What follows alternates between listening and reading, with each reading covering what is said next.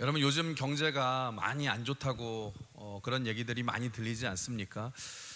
그러다 보니까 저도 제일 많이 듣는 소리가 뭐냐면, 주변에서 많이 듣는 소리가 뭐냐, 참 힘들다라는 것입니다.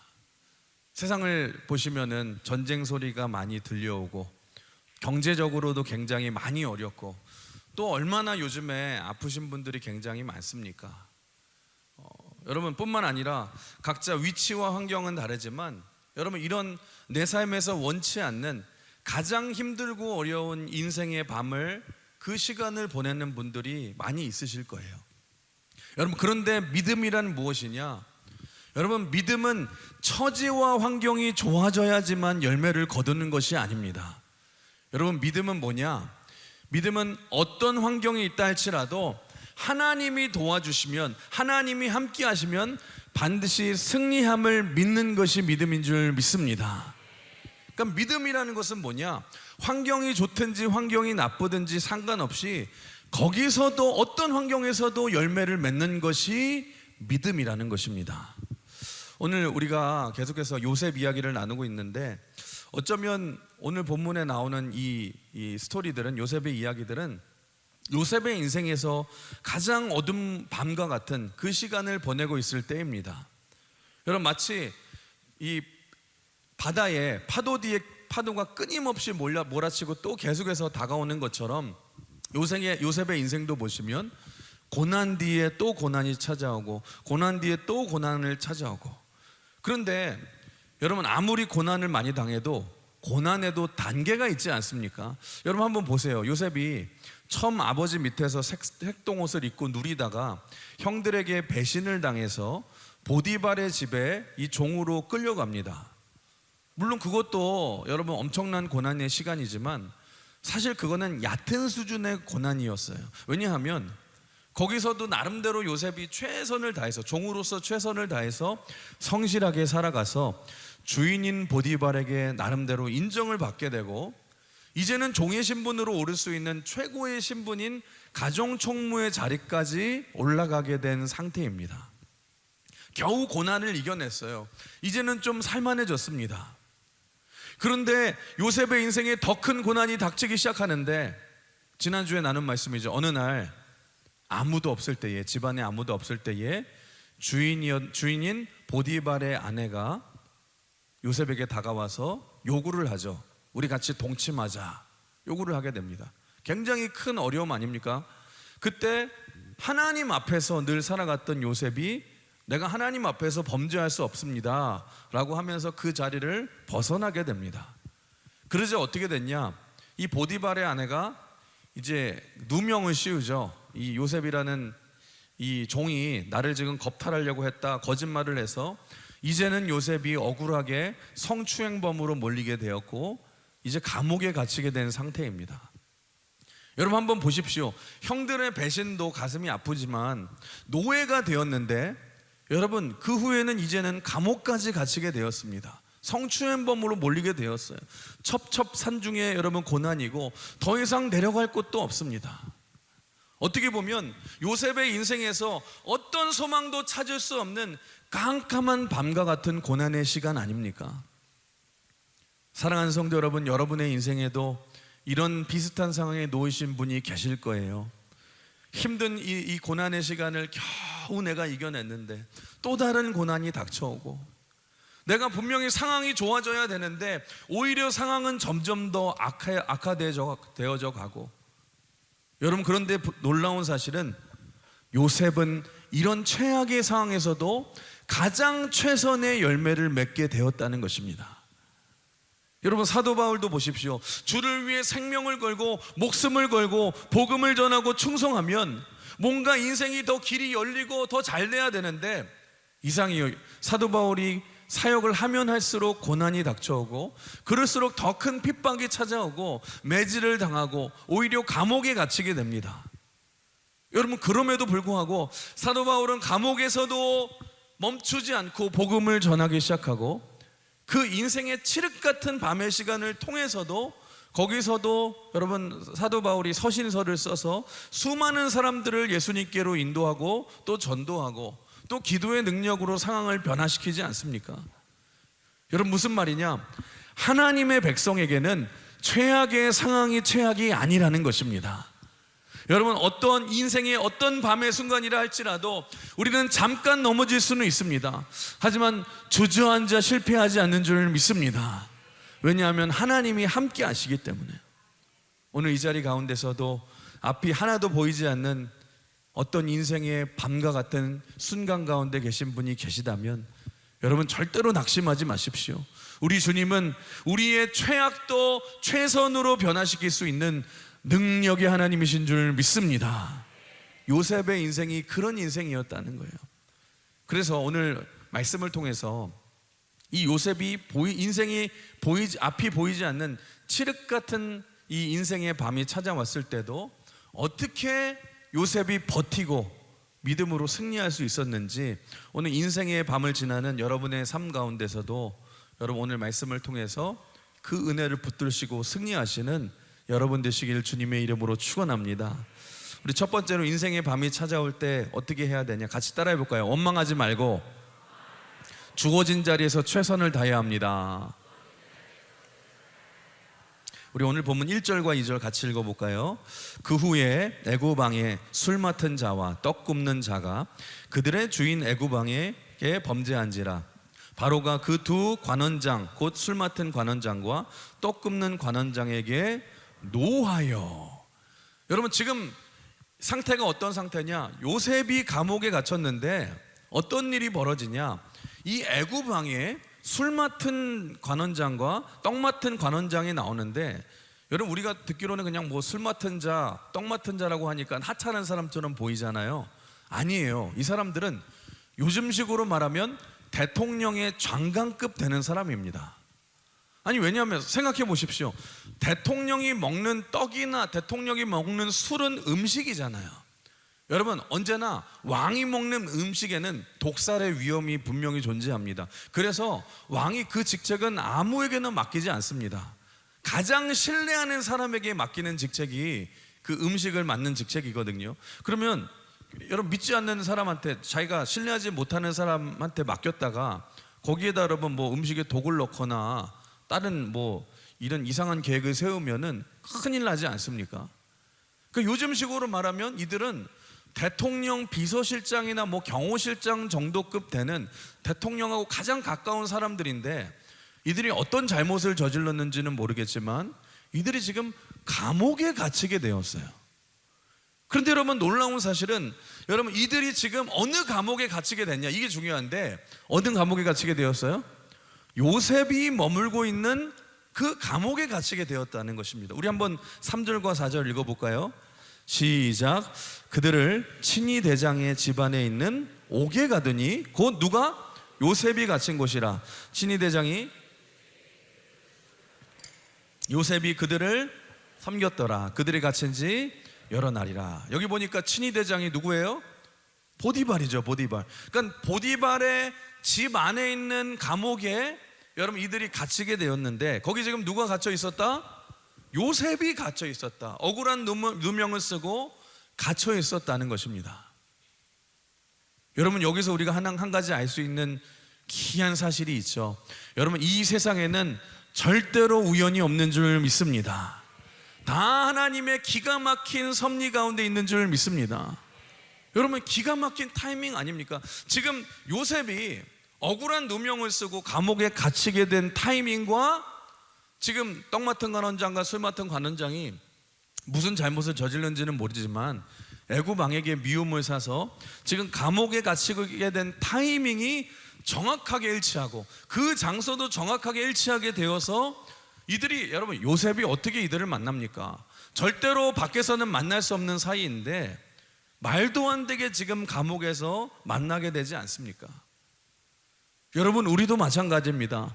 우리가 인생을 살아가면서 경험하는 모든 만남에도 우연이 없는 줄 믿습니다.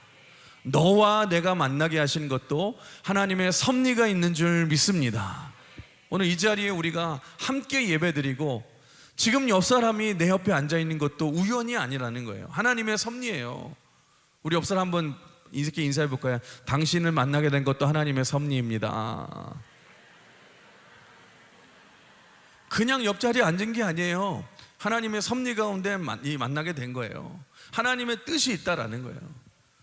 여러분, 그런데 한 가지 신기한 게 뭐냐, 여러분, 당시 지금 성경에서 말하는 요 당시의 사회를 보시면 지금 노예 사회가, 여러분, 노예 제도가 합법적인 사회였습니다. 그러니까 요셉이 애굽의 노예로 팔려간 거잖아요. 여러분, 노예는 어떤 존재예요? 노예는 사람이 아니라 당시에 거의 물건 취급을 받던 이 취급을 받던 제도가 노예였습니다. 존재가. 그래서 노예가 필요가 없으면 그냥 버리면 됩니다. 그런데 여러분, 그런 취급을 받는 노예가 감히 그 가정의 여주인을 겁탈하려고 했다? 이게 얼마나 큰 죄입니까? 여러분, 이런 큰 죄를 저지른 자를 여러분 단순히 감옥에만 가두어 놓을 일입니까? 아니죠. 노예니까 그냥 당연히 죽여버려야 되지 않겠습니까? 노예 제도니까 여러분, 상대 문화로는 노예 당시 그 노예 제도 때는 그냥 죽여버리면 되잖아요. 아니, 다른 여종을 겁탈해도 여러분 죽어 마땅한데 여주인을 겁탈하려고 했다? 이건 당연히 죽여야 되는 거 아니에요? 근데 지금 주인인 보디발이 요셉을 죽이지 않고 그냥 자기가 가지고 있는 감옥에만 가두어 뒀다? 이게 뭘 말하는 것입니까? 사실 보디발이 요셉을 진짜로 범인으로 믿지 않았다는 거예요. 그래서 오늘 4절 보시면 이런 말씀도 있죠. 4절 보시면 친위 대장이 요셉에게 그들을 수종들게 했다. 아니, 큰 성범죄를 지금 저지르고 감옥에 갇힌 노예에게 주인이, 아니, 그 왕의 떡 맡은 자와 술 맡은 간원자, 이 고위급 이 인사들에게 수종을 들라라고 여러분 시켰어요. 그 말은 뭐냐? 여전히 주인이 요셉을 믿고 있었다는 것 아닙니까? 그러니까 아마도 체면상 요셉을 감옥에 집어넣은 것 같은데, 여러분, 여기서 우리가 한 가지 알 수 있는 중요한 사실은 뭐냐?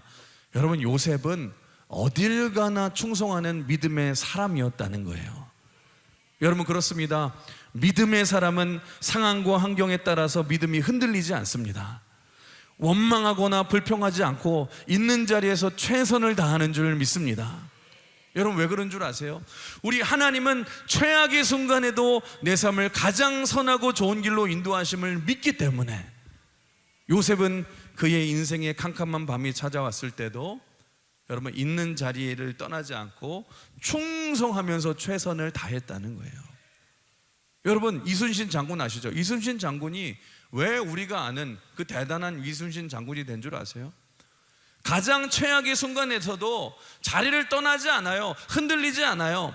백의종군한다고 하면서 끝까지 충성하지 않습니까? 환경에 따라 여러분 흔들리지 않습니다. 타이틀이 주어지지 않아도 여러분 그 자리에서 자기가 맡은 자리에 최선을 다해서 순종하지 않습니까? 예수 믿는 우리가 하나님 앞에서 그런 모습이 돼야 될 줄 믿습니다. 우리가 환경이 좋을 때는 순종하고 충성하고 환경이 나빠지면 하나님을 떠나는 것이 아니라 어떤 환경에서도 변함없는 모습, 그게 인생의 밤이 찾아왔을 때에 우리의 모습이 돼야 된다라는 거예요. 그래서 D.L. 무디 목사님이 이런 말씀을 하셨어요. 여러분, 유명한 말이죠. 아무도 보는 사람이 없을 때에 당신은 어떤 모습인가? 아무도 보는 사람이 없을 때에 당신은 어떤 모습인가? 왜냐하면 아무도 보지 않을 때에 내 모습이 진짜 내 모습이고 진짜 내 인격이기 때문에. 여러분, 이게 무슨 말이냐? 남들이 볼 때는 여러분 믿음으로 살고 남들이 보지 않을 때는 내 마음대로 사는 것이 아니라, 사람의 눈을 그렇게 의식하지 않은 것이 아니라 언제나 하나님 앞에서 살아가고 하나님 앞에서 충성하는 것이 믿음의 사람의 모습인 줄 믿습니다. 그럴 때에 환경에 상관없이 열매를 거두고 승리하게 된다라는 거예요. 사랑하는 성도 여러분, 최악의 상황에서도 낙심하지 마십시오. 여러분, 원망하지 마시고 살아계신 하나님을 믿으십시오. 하나님은 여전히 나와 함께 하시고 여전히 나를 붙들어 주심을 믿으시길 주님의 이름으로 축원합니다. 그래서 여러분의 인생에 이 어두운 밤과 같은 시간이라 할지라도 주어진 자리를 떠나지 마시고 환경과 상관없이 충성하시길 주님의 이름으로 축원합니다. 어떤 상황 속에서도 변함없이 하나님을 믿고 신뢰하시면서 충성하시는 이 전천후 신앙의 사람이 되시길 주님의 이름으로 축원합니다. 그 사람을 우리 하나님은 주목하시고 은혜를 베풀어 주시고 축복해 주신다는 거예요. 여러분, 어떤 환경에 있든지 있는 자리에서 충성하시는 여러분 되시길 주님의 이름으로 축원합니다. 두 번째, 인생의 밤이 찾아왔을 때 어떻게 요셉이 이겨냈냐, 따라해 볼까요? 어려울수록 약한 사람을 섬겨야 합니다. 여러분, 인생의 밤, 내가 어려울 때에도 약한 사람을 섬기는 인생이 돼야 된다는 거예요.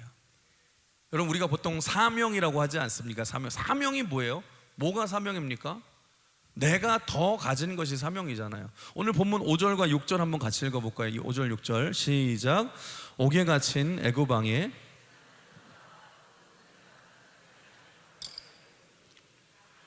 내용이 다르더라. 아침에 누가? 요셉이 들어가 보니 그들에게 근심의 빛이 있는지라. 지금 상황이 어떤 상황이냐?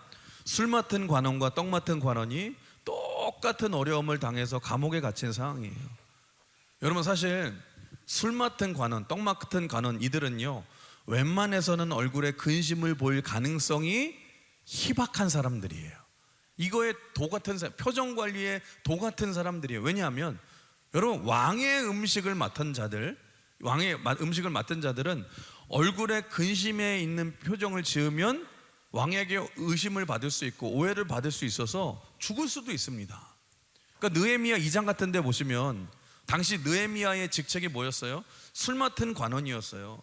그러니까 왕의 음식을 관리하던 오늘날 비서실장과 같은 이 처지인데, 근데 느헤미야 2장에서 느헤미야 표정이 너무너무 안 좋으니까 아닥사스 왕이 뭐라고 말합니까? 야, 너 왜 이렇게 얼굴빛이 어두워? 왜 이렇게 어두운 거야? 왜 이렇게 표정이 안 좋아? 근데 우리는 그냥 왕이 걱정해서 물어본 것 같이 우리가 생각이 들잖아요. 근데 당시 상황을 보시면 이건 단순한 물음이 아닙니다. 왕이 술 맡은 관원에게 그런 말을 했다라는 것은 뭐냐? 지금 이 사람이 반역의 의지가 있을 수도 있다는 얘기니까 죽을 수도 있다라는 얘기예요. 여러분, 그래서 왕의 음식을 관리하던 자들의 특징은 뭐냐? 표정 관리의 천재들이에요. 그러니까 아무리 힘든 일이 있어도 왕 앞에서는, 사람들 앞에서는 절대로 근심의 표정을 지을 수가 없는 사람들이에요. 왜냐하면 오해받고 죽을 수도 있기 때문에. 여러분, 제가 보니까 남자들하고 여자들의 가장 큰 차이점이 뭘까 생각을 해보면, 여자들은요 감정이 풍부하잖아요. 여자들은 표정이 참 다양해요. 그러니까 제가 보면 여자들은 참 재미있는 존재들이세요. 왜냐면 어쩜 그렇게 화도 잘 내시고, 어쩜 그렇게 삐지기도 잘하시고, 여러분 어쩜 그렇게 웃는 것도 잘하고, 여러분 누가 울면은요 저는 다 같이 울어요. 그래서 왜 우나 그러는데 누가 울면 또 다 같이 울고 다 같이 삐지고. 그러니까 여자들은 표정 관리가 잘 안 돼요. 그러니까 기분 나쁘면 얼굴에 티가 다 나고요. 그럼 저는 그렇게 생각해요. 저는 항상 그렇게 딱 봅니다. 그 어떤 집사님이 무슨 일이 있거나 안 좋은 일이 있는 것 같으면 첫 번째 얼굴 표정을 보면 알고, 두 번째는 카톡 프로필을 보면 압니다. 꼭 갑자기 뭐 좀 기분 나쁘거나 그러면 갑자기 카톡 프로필 사진 지우고 나서 막 이상한 글이 올라오죠. 뭐 사람은 믿을 수 없는 존재다 막 이런 글 올려고. 그러면 딱 느껴지는 거죠. 아, 누구랑 또 한바탕 했구나. 여러분, 여자는 그런 존재예요. 근데 여러분, 남자들은요, 특별히 남자들이 한 중년 정도가 넘어가면은요, 우리 한국 남자들은 표정 관리의 천재들이 됩니다. 언제나 포커페이스예요. 그러니까 여러분, 남자들은 웬만하면 잘 안 웃습니다. 제가 설교를 하면서도 제일 설교하기 힘든 부류의 사람들이 어디서 설교하기가 제일 힘드냐? 여러분, 남자들이 모여 있는 곳. 뭐 제일 힘든 곳들이 뭐 이렇게 남전도에서 설교하거나 이런 데 힘들고, 더 힘든 곳은 뭐냐? 목사님들만 있는 곳이 더 힘들어요. 왜냐하면 여러분, 여자 성도들이 있는 곳에는요, 뭐 제가 웃긴 얘기 한 요 정도 웃겠지 하고 반응하고 여러분 해도 막 별것도 아닌데도 막 웃어주시고, 여러분 얼마나 반응을 잘해주시고 아멘도 잘해주시고 얼마나 좋은지 설교하면서도 힘이 나거든요. 그러니까 뭐 반응을 안 하더라도 얼굴에 표정이 와요. 아, 잘 듣고 있다 막 이렇게 그런 표정이 느껴지는데, 근데 남자들은요, 특히 중년이 넘어간 사람들이 모인 그런 모임에서 설교를 하면은요, 일단 제가 느끼는 첫 번째 느낌이 뭐냐? 무섭습니다. 여러분, 다른 게 무서운 게 아니라 표정이 무서워요. 아무리 여러분 웃긴 얘기를 하고 여러분 막 해가지고 이렇게 제가 나름대로 준비를, 여러분 설교하다가 제가 나름대로 웃긴 얘기를 하려고 포인트 하나를 준비하거든요. 그래서 이 부분에는 사람들이 어느 정도는 웃겠지 기대를 하면서 여러분 딱 해요. 그러면 그래도 우리 성도들은 너무 감사해서 잘 웃어주세요. 근데 남자들한테는 여러분 그렇지 않습니까? 그러는데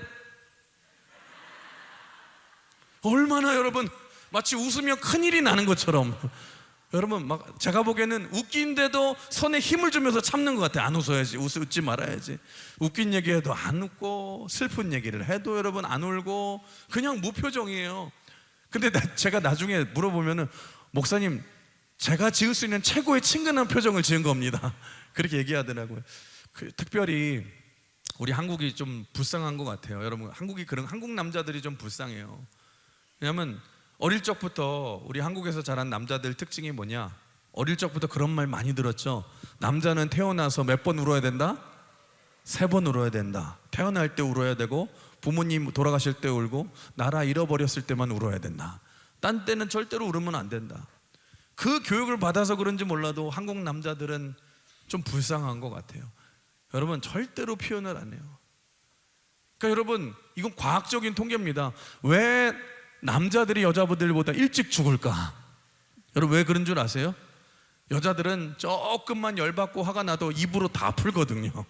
여러분 여기 전화하고 저기 전화해서 다 풀어서 자기 안에 있는 모든 화와 모든 것을 다 쏟아버리는데, 그러니까 제가 느끼기에 그래서 여러분 화내는 게 무조건 나쁜 게 아닙니다.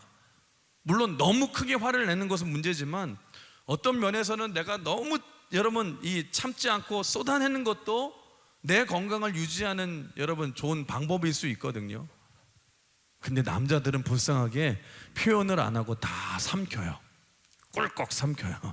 그리고 여러분 울음도 삼키고 슬픔도 삼키고 화가 있어도 삼키고 참 불쌍하지 않습니까? 여러분 한국 남자들 잘해 주셔야 돼요. 우리 옆 사람 한번 남자들 있으면 한번 인사해 봅시다. 참 고생이 많으십니다. 여러분 무슨 말이냐? 오늘 술 맡은 관원과 떡 맡은 관원이 그런 사람들이라는 것입니다. 그런데 그런 사람들조차 얼굴에 근심빛이 띌 정도라면 지금 얼마나 이들이 힘들어하고 있는 상황이에요. 그때 요셉이 한 행동이 뭐냐? 6절 보시면 뭐라 그래요? 아침에 요셉이 들어가 보니 그들에게 근심의 빛이 있는지라. 지금 요셉이 상황이 어떤 상황입니까? 제 코가 석자인 상황입니다. 바닥까지 내려간 최악의 상황임에도 불구하고 요셉이 한 행동이 뭐냐? 이들의 얼굴에 근심이 가득한 것을 보고 이들을 도와주기 시작하고 약한 자들을 돌보기 시작하고 이들의 꿈을 해몽해 주기 시작했다라는 것입니다. 무슨 말이냐? 요셉은 인생의 밤이 찾아왔을 때에도 최악의 상황임에도 불구하고 내 문제만 가지고 몸부림치는 게 아니에요. 거기서도 주신 사명을 감당하고 거기서도 영혼을 섬길 때에 하나님의 도와주심을 체험하게 되었다는 것입니다. 요셉이 지금 가장 밑바닥 인생임에도 불구하고 나만 생각하는 것이 아니라 여러분 하나님이 보내주신 연약한 영혼들을 자기가 섬기고 돌볼 뿐만 아니라 여러분 자기가 도와줬더니 어떤 일이 벌어지냐? 주변을 다 살릴 뿐만 아니라 자기 자신도 길이 열리게 되었다는 것입니다. 사랑하는 성도 여러분 잊지 마십시오. 하나님의 타이밍은 정확한 줄 믿습니다. 여러분 생각해 보십시오. 요셉이 지금까지 인생의 모든 고난이 찾아온 이유가 뭐예요? 언제부터예요? 요셉이 하나님이 주신 꿈을 꾼 다음부터였습니다. 그러니까 요셉은 지금 뭐예요? 꿈 전문가 아닙니까? 꿈 전문가.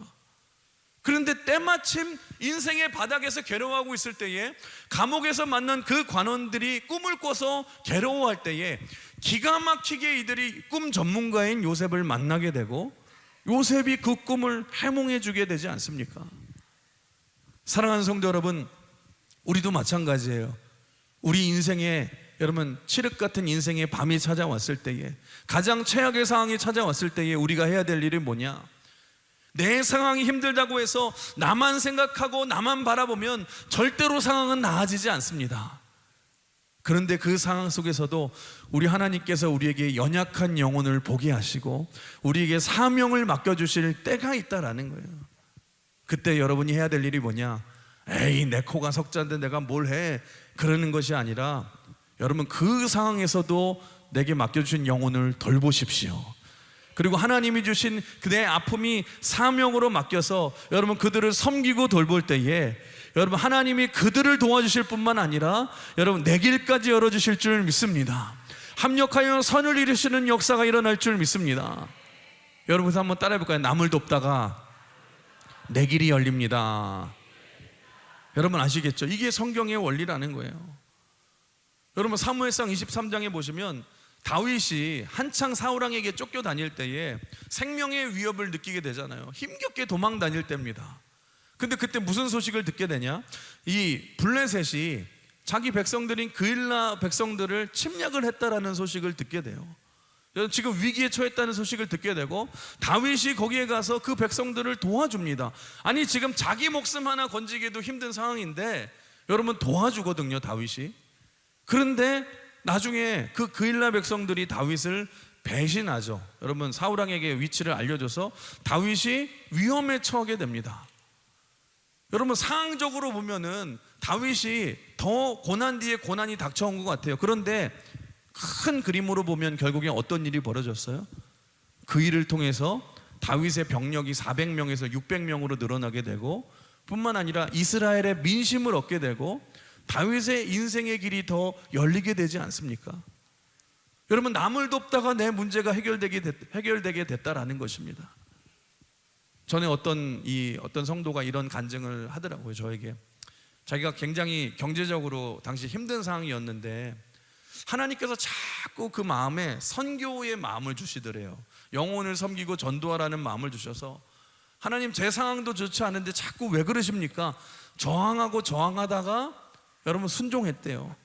여러분 선교를 도왔대요. 그런데 신기한 게 뭐냐? 정확히 2달 후에 하나님께서 자기가 섬긴 만큼의 물질의 액수를 채워주실 뿐만 아니라 여러분 갑절로 하나님께서 갚아주셨다는 거예요.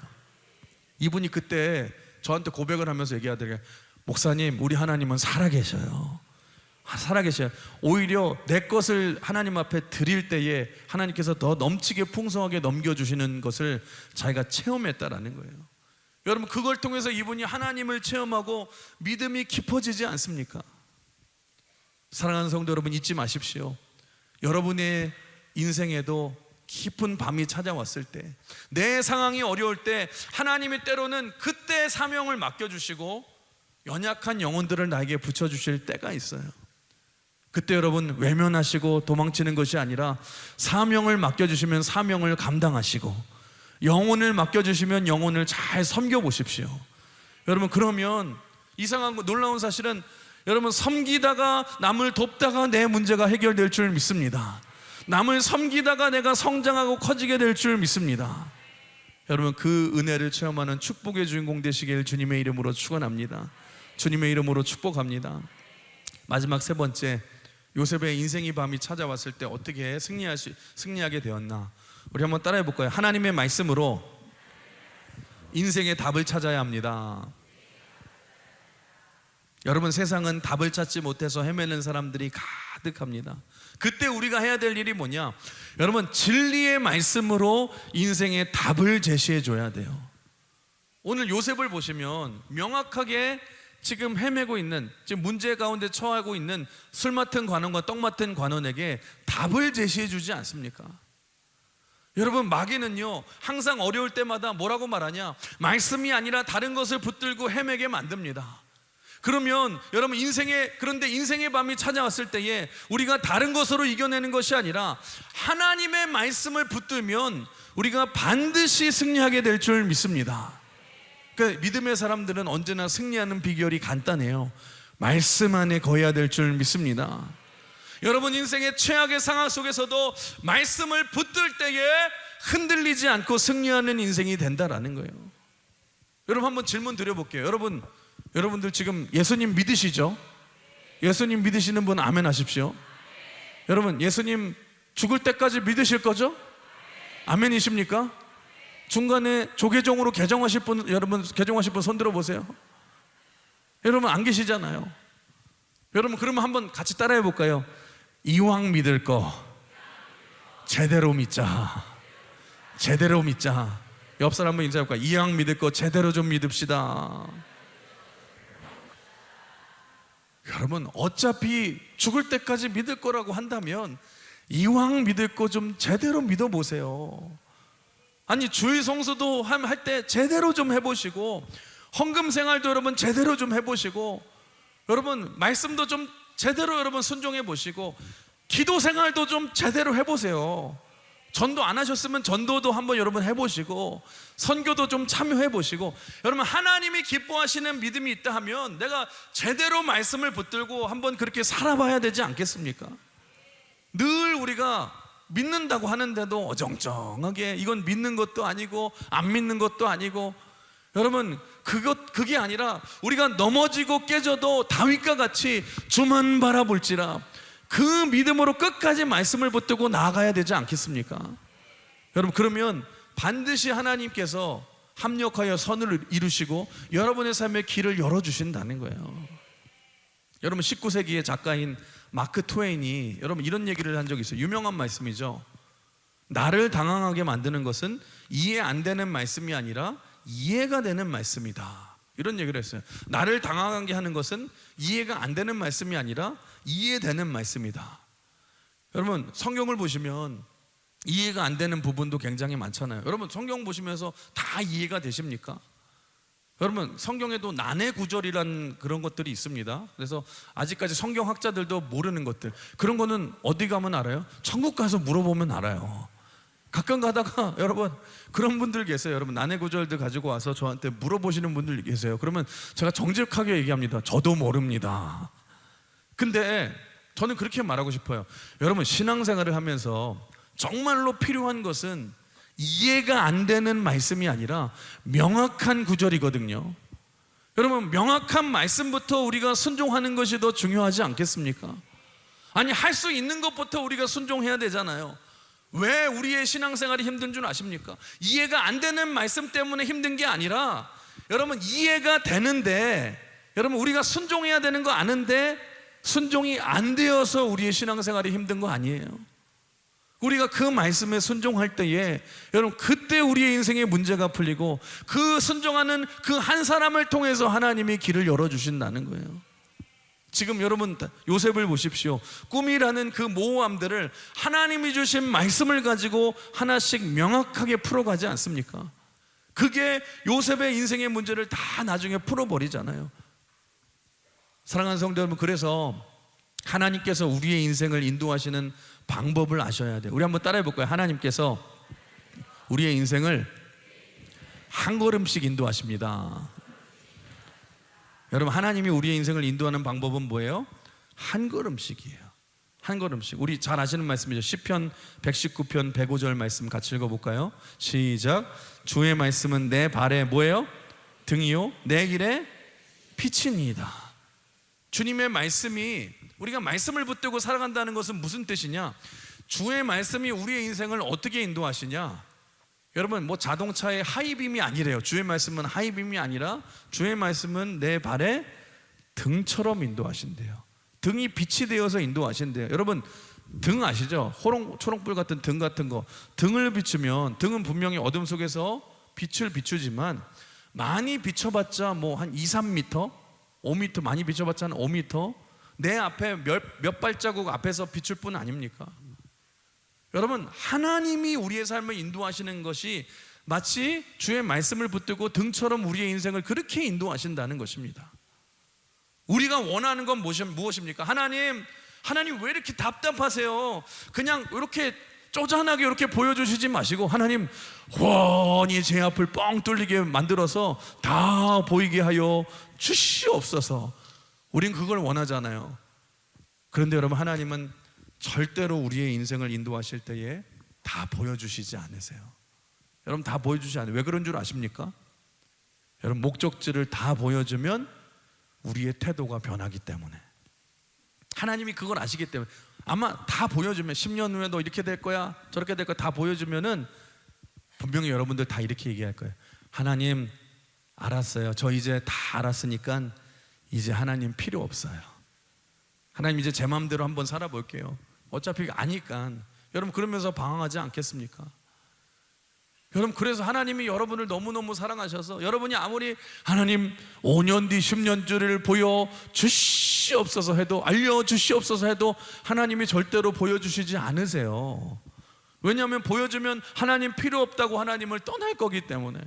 그래서 하나님은 마치 등불처럼 한 걸음 한 걸음씩 우리의 길을 비춰주시고 인도하시면서 이렇게 말씀하시는 거예요.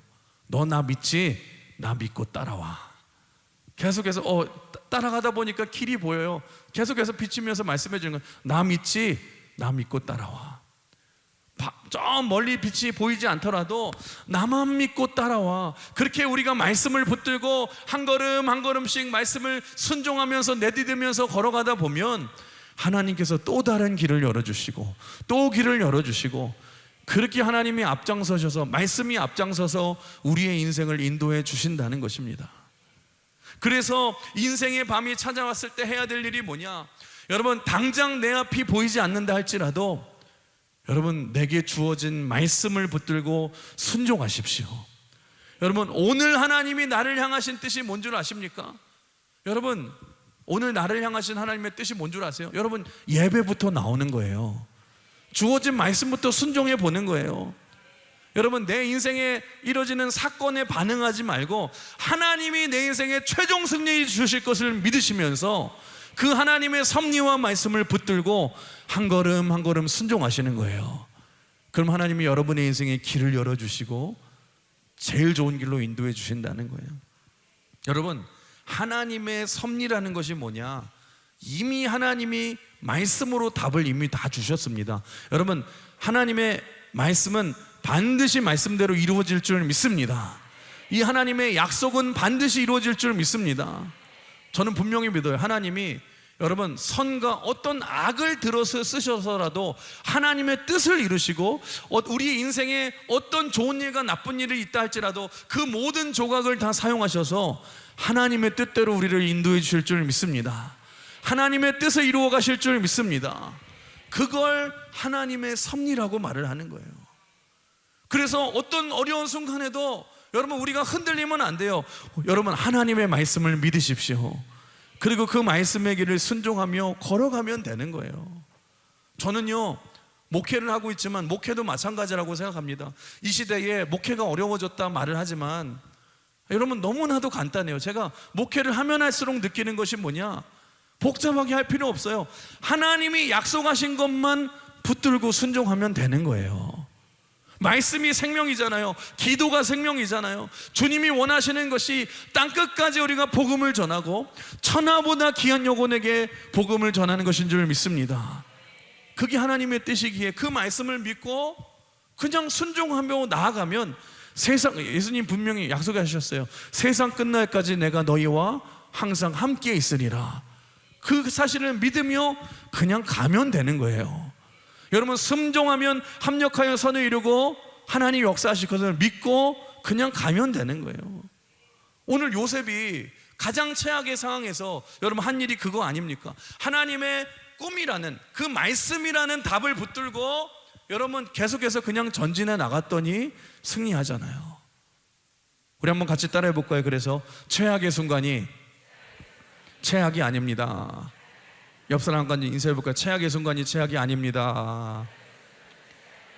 옆 사람 손을 한번 잡아주세요. 그렇게 인사합시다. 힘내세요. 죽지 않습니다. 하나님이 함께 하십니다.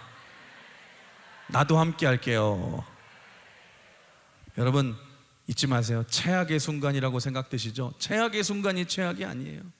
인생의 캄캄한 밤이 끝이 아니에요.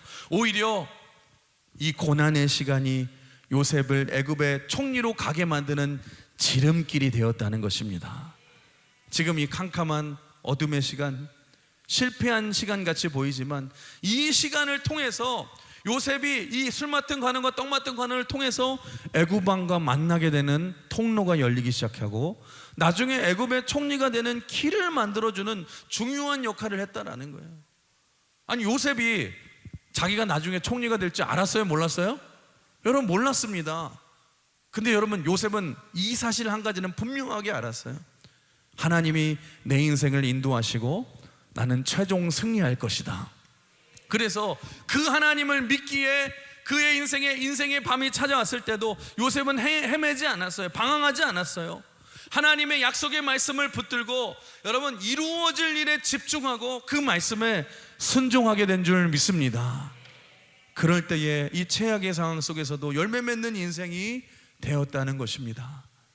사랑하는 성도 여러분, 잊지 마십시오. 내가 생각하는 최악의 상황이 최악이 아닙니다. 오히려 하나님의 뜻을 이루는 밑거름이 될 줄 믿습니다. 나를 더 영광스럽게 사용하는 지름길이 될 줄 믿습니다.